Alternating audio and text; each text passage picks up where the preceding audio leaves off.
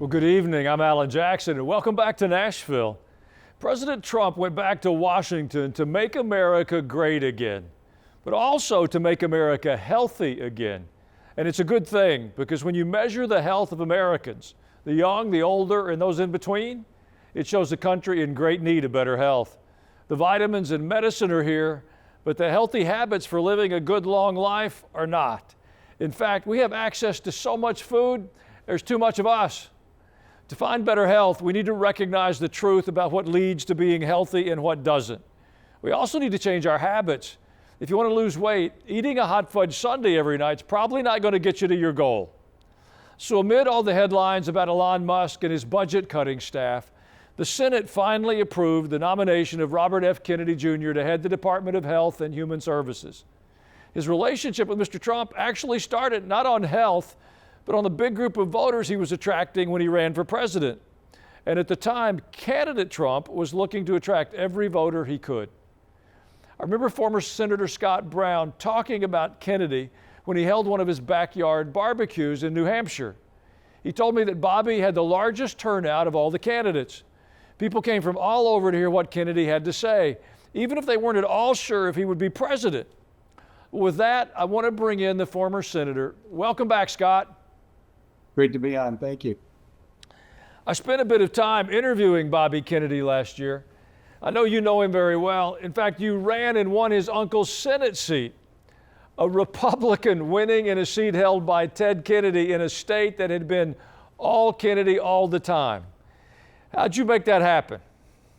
Well, a lot of hard work, a lot of prayers, and a lot of good people behind me. And listen, I have a great amount of respect for RFK Jr. And as you referenced, we had him at our backyard barbecues, which TBN covered. And great guy. I thought he had a lot of great ideas. You may not agree with him on everything, but to have a Kennedy in a Trump cabinet, what?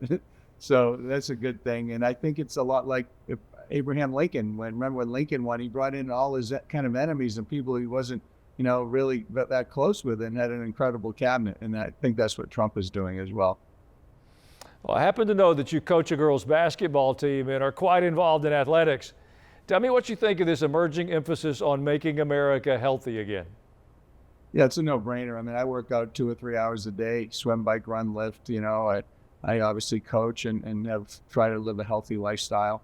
Yeah, and I don't have the Sunday every night, but I'll have them maybe once a month, and that should last me. But listen, there's a reason why our kids are highly medicated, and there's a reason why the autism is off the charts. And a lot of it, I believe, and obviously Secretary Kennedy believes, that it's related to the food that we're putting in our bodies. A lot of the food that we have here in the United States, they don't allow it in other countries because it's filled with so many things that are just bad for you. And yet it makes you want to crave more and more and more bad food. So I hope he does it. I'm all in. I've already volunteered to help him. I helped him get through the cabinet hearings, which were respectfully, I thought Democrats were deeply disrespectful to every candidate, but that's another thing. He's through, and I wish him well. It's been alarming to hear the statistics that RFK Jr.'s put out, describing how U.S. spends more than other countries on health and still has some of the least healthy people. So far, he's managed to get the red dye out of Fruit Loops, but that was before he got the job. So do you think he's going to be able to educate Americans well enough to make healthy choices throughout the day? Well, one of the things that the Democrats are saying is, oh, you're going to do this, you're going to do that. No, he's not. He doesn't have that authority. He's going to make recommendations to the president, and the president will make those decisions. And what he has said is that he's looking for transparency on vaccines. What were the side effects? How many people died or had life-altering effects from the vaccine? We should know that. And I think it's exceedingly important to give us a choice of whether we want to take it or not. I think full transparency in all facets of government and life are very, very important. So yeah, I support him 100%. I hope he really shakes it up. Well, you mentioned the disrespect he was showing that so many of the cabinet nominees have been shown from the Senate. My understanding is he invited you to run when he ran this time as his vice president. How'd you feel about the way he got treated in front of the Senate? Well, not just him. I mean, some of the questions, the senator from Hawaii, like, what are you kidding me? Well, if you don't answer it this way, then you must do it. Okay, and go on. don't even give them a chance to respond. It's the oldest trick in the book. You're just badgering people. I think and really just keep it up, because it's turning off the American people to the Democrats in particular. Their whole philosophy is stalling, not being transparent, supporting this out of control spending and waste, treating candidates disrespectfully, instead of actually asking questions so the American public can understand where they stand on an issue. How about that? That's a novel idea. So yeah, it's backfiring. And they're not even good singers, Alan. Oh my gosh, I'm in a band, and when I'm listening to these people sing, it's cringy. I don't want. It's like. I know you've known not only Bobby Kennedy, but the Kennedy family for a long time. He's spoken of wanting to address these issues, especially with our children, for years, and with people of every part of society. Listen to how he put it. Why are healthcare costs so high in the first place? The obvious answer is chronic disease. The CDC says 90% of healthcare spending goes toward managing chronic disease, which hits lower income Americans the hardest. The president's pledge is not to make some Americans healthy again, but to make all of our people healthy again. Do you know if any of his focus ties back to what his uncle or his father did in office? Well, obviously they were change makers too. I mean, JFK hired his brother to be the attorney general, and he had really no experience, but he sailed through. And oh my gosh! And now it's out of the ordinary that President Trump has people outside the box who are change makers. Listen, I wish him well. I have 4 grandchildren now. Both my daughters are very careful as to what they put in their babies. And I said, here, can you have a Cheerio? No Cheerios. Oh, okay. Yeah, and so we try to make everything from scratch. And in the inner city, as the secretary referenced, a lot of those inner city families, they don't have access to fresh food. They have the McDonald's and the Burger Kings. They're there for a reason. I think it's just a systemic, basically, pattern of using people with low incomes instead of giving them good fresh produce so they can make their own foods and teach them how to do it if they don't know. I love cooking. There's so much gratification of cooking, especially from scratch. Well, we'll be back with more from Scott Brown in just a moment.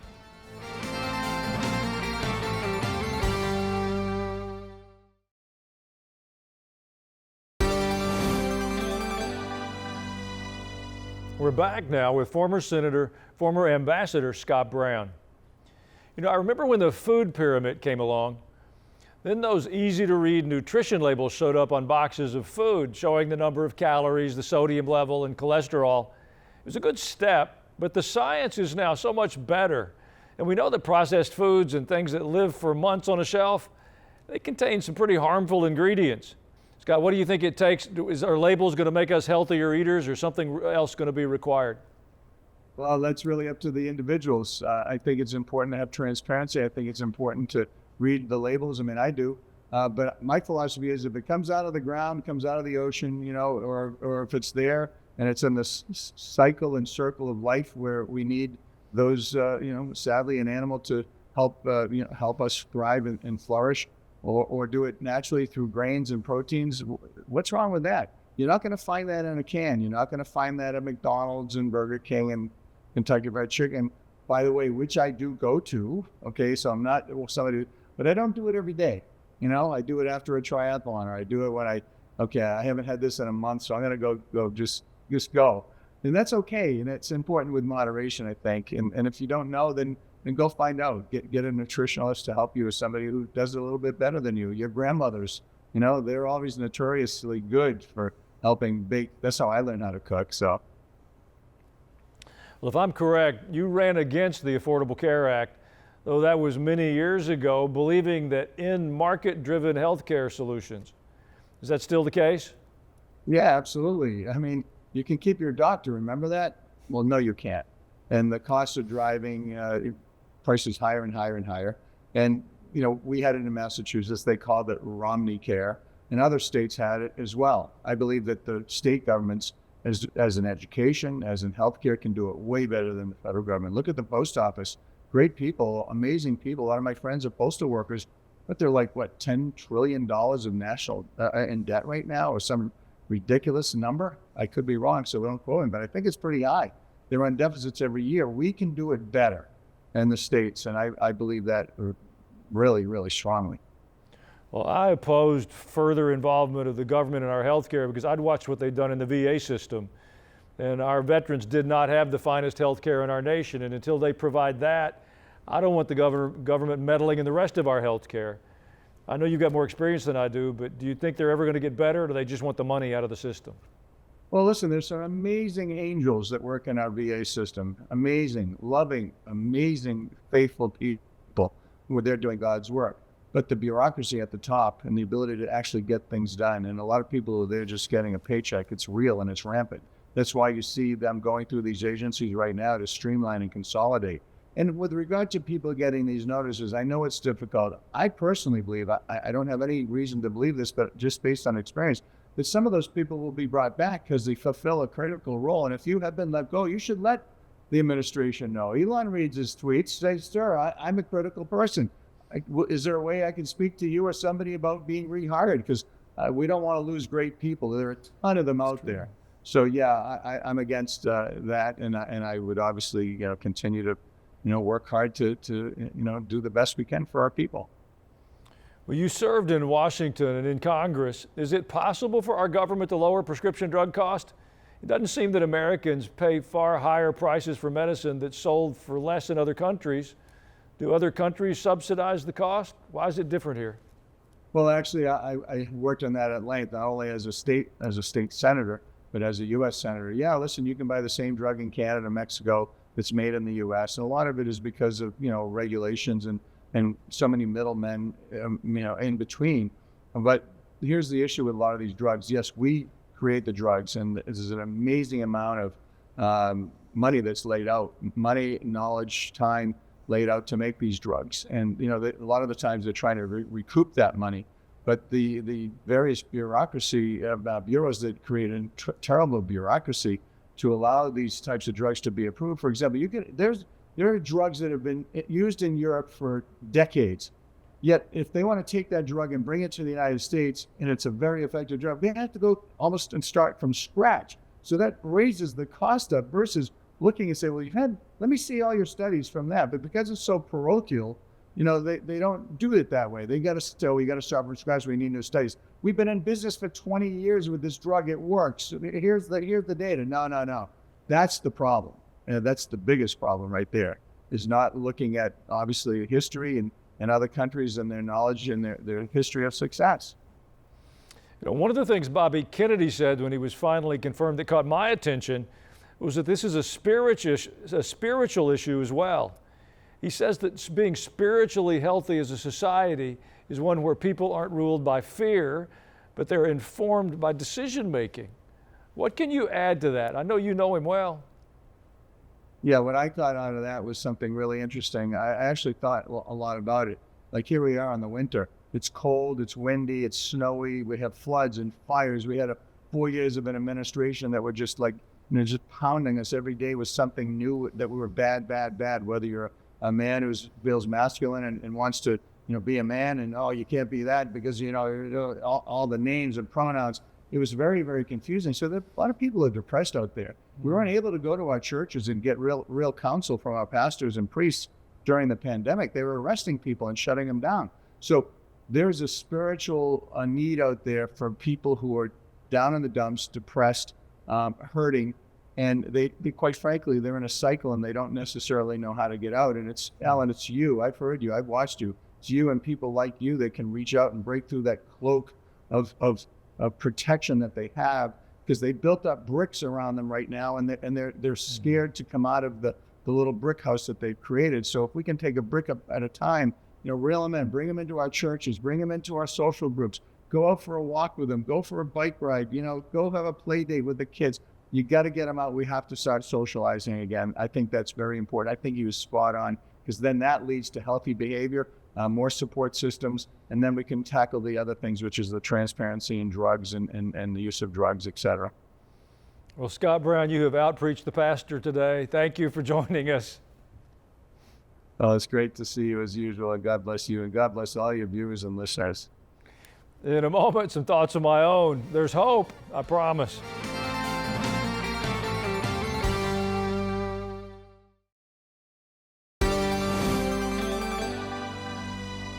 The election was something of a referendum, as people who still subscribe to the biblical worldview prayed and then voted accordingly.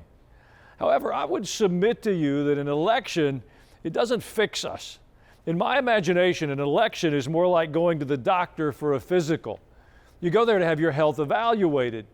And it's not uncommon to take a stress test for that annual physical. They put you on a treadmill, they hook you up to an EKG so they can monitor your heart, they can check your oxygen intakes and output. Well, it's important to note that the stress test and the physical with the doctor, that doesn't make you healthier or less healthy. It's just a snapshot of your physical condition at that moment in time. Then afterward, you make a decision on whether to adapt your lifestyle to be healthier or maybe even less so. Well, the election was a snapshot of the spiritual health of our nation. I feel a tremendous sense of responsibility after that event.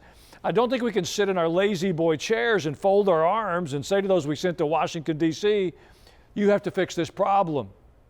We have to accept the responsibility. We have to accept the mandate for change that we went and voted for. We have to become the change. You see, being a Christ follower is more than just making a profession of faith. That's the entry point into the kingdom of God. But then following that requires determination to continue to grow and live as a Christ follower. It's necessary that we maintain a healthy spiritual life. If we will do that, we can sustain the changes that those leaders that we sent to Washington are initiating. The future is more about us than it is elections. If we'll continue to honor the Lord, I assure you there's more reasons for hope than despair. We'll be back in just a moment with some of your emails.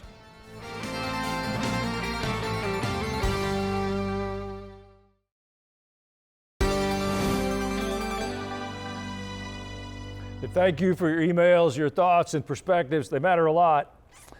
Penny Darby emailed, I'm alarmed that most of this communist agenda has been carried out to destroy America from the inside. Even more alarming is that most Americans are clueless as to what is underneath the so-called deep state, AKA the swamp in our government, schools, media, economics, welfare state, the family breakdown, crime, etc. Is there anything you can do to bring awareness to the American people, and most especially our current government, to help people understand the real threat and real and present danger to America's faith, freedom, and family? Well, Penny, this program is one of our most intentional attempts to try to make a difference in that direction. There's two institutional failures that I think have contributed mightily. One is the church. We began doing polite Bible studies, and we stopped bringing our biblical worldview into the discussion of our current culture. We can't hide in our churches and talk about what happened 2,000 years ago. We've got to take those biblical principles and live them out in the 21st century. The other arena is education. We've got to pay attention to what's happening in our schools, in our local schools, and our universities. They've got to come back to preparing our children and our students for professional lives to succeed in our world and stop indoctrinating them with some of this propaganda. Ruth W. from California, I watch your show every day now. It's starting to concern me about the abuse of our government in paying our money to terrorists. Listening to Eric Eggers should make me feel better about all of this being found out. But with the Democrats and judges trying to stop President Trump from stopping this abuse, it makes me more concerned. What can we, the voters, do to help the president? Well, Ruth, first and foremost, we pray every day for those who are in authority over us, that God will use them to bring forward His will and His truth. And then I think we use our voices. Speak up at your kitchen table with your friends, with your family, when you're with your friends at church. We've got to use our voices and express our opinions. It makes a great difference. And Sherry Ray noted on YouTube, this is the time for every Jesus follower to double down in prayer for the people in our nation, especially for people who claim to be Christians. Revival starts in the heart. Sherry, you got it. I could not agree more heartily. There's changes being made by our politicians in Washington. If those of us who are people of faith don't make even greater changes in the communities where we live, the changes in Washington will be temporary. We've got to use our voices and our decisions to make the heart of our nation return to those values that made us great. Thanks for watching our program. If you missed the broadcast, you can go to YouTube. They're posted every evening. The address is on our screen. Make sure you send your emails to comments@alanjacksonnow.com. From all of us here in Nashville, thank you for joining us for our program tonight.